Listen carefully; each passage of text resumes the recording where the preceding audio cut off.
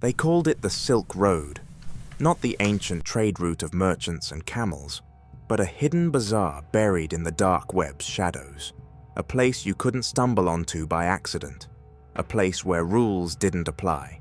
Here you could buy anything, from rare psychedelics shipped in discreet envelopes to stolen passports, hacking tools, and whispers of violence. But it wasn't the products that made the Silk Road legendary. It was the mask, a name whispered like a riddle in hidden forums. Dread Pirate Roberts, the man, the myth, the ghost, and the hunt to catch him would become one of the most relentless investigations of the internet age. In 2011, a young man named Ross Ulbricht sat in his small apartment in Austin, Texas. He wasn't a hardened criminal. He was a dreamer, a kid from a middle-class family who studied physics, tinkered with philosophy, and loved the idea of freedom. Ross wanted to change the world, but not through politics or protest, through code. He built a website hidden inside the Tor network, a place where anonymity was woven into the architecture. No usernames, no real names, just pseudonyms and ratings. And for currency, he turned to something new: Bitcoin, unregulated, untraceable, digital cash. What Ross created looked at first glance like eBay, but it wasn't dolls or collectibles being sold. It was LSD, it was heroin, it was entire pharmacies worth of drugs moving in padded envelopes across the world. It was a revolution, and revolutions always draw attention. Within months, the Silk Road exploded. Vendors logged in from every continent.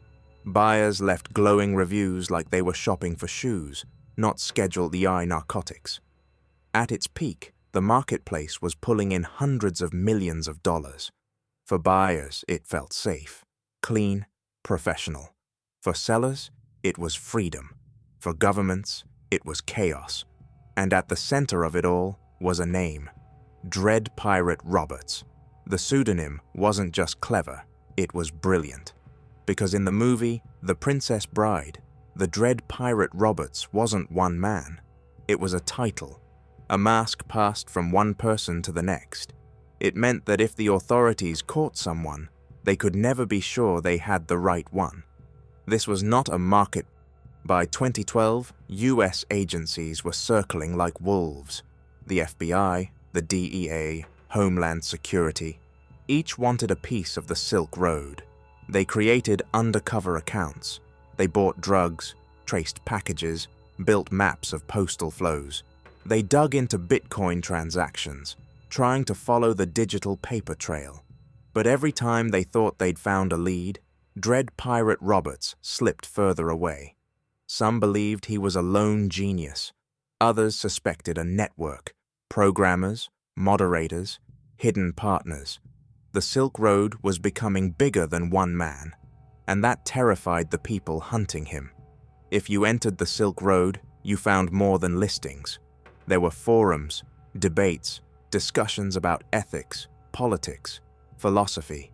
Dread Pirate Roberts wasn't just running a marketplace, he was building a community. He posted long essays about freedom, about why governments had no right to control what people consumed. To some, he was a criminal. To others, he was a visionary, a digital Robin Hood.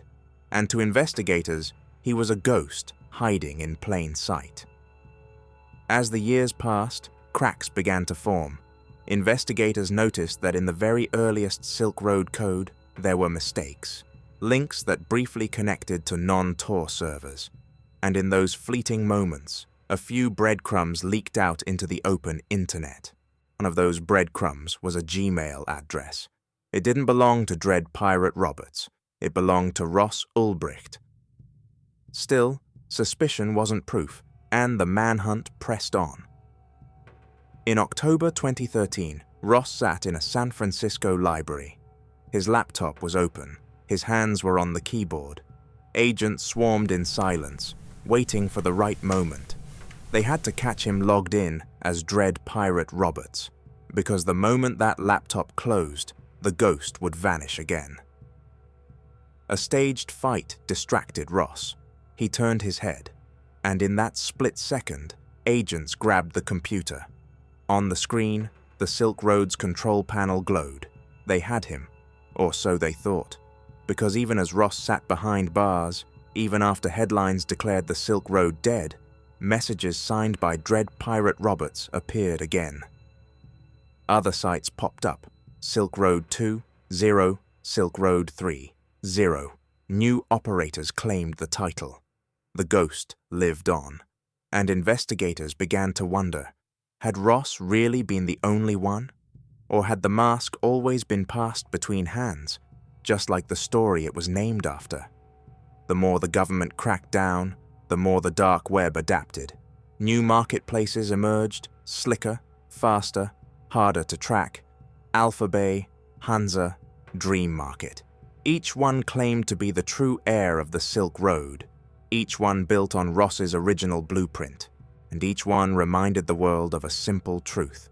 You can arrest a man, but you can't kill an idea. In 2015, Ross Ulbricht stood in a New York courtroom.